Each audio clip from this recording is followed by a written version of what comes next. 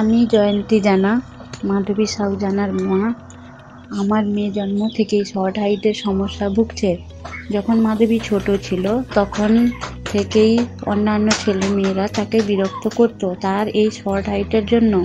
পড়াশোনা কমপ্লিট করার পরে মাধবী চাকরির জন্য বিভিন্ন জায়গায় আবেদন করেছিল, কিন্তু তার এই অসুবিধার জন্য সমস্ত জায়গা থেকে রিজেক্ট হয়। কিন্তু আমার মেয়ে মানসিকভাবে খুব স্ট্রং। একদিন সে জানতে পারে উন্নতি ফাউন্ডেশন বিনামূল্য একটি কোর্স করাচ্ছে প্রতিবন্ধীদের জন্য এবং ট্রেনিংয়ের পরে চাকরির সুযোগ করে দিচ্ছে।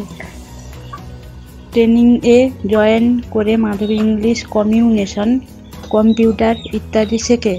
ট্রেনিং করার পরে আমি দেখতে পাই আমার মেয়ে আরও বেশি আত্মবিশ্বাসী হয়েছে। ট্রেনিং শেষ হওয়ার পরে মাধবী তার প্রথম চাকরি স্পার্স অ্যাডভাইজারিতে পায়। টেলিমার্কেটিং এজেন্ট হিসেবে বেতন 8,500। তার এই সাফল্য আমি খুবই গর্বিত। আমি উন্নতি ফাউন্ডেশনকে ধন্যবাদ জানাই এইভাবে আমার মেয়ের জীবনকে সাফল্যর পথে নিয়ে যাওয়ার জন্য।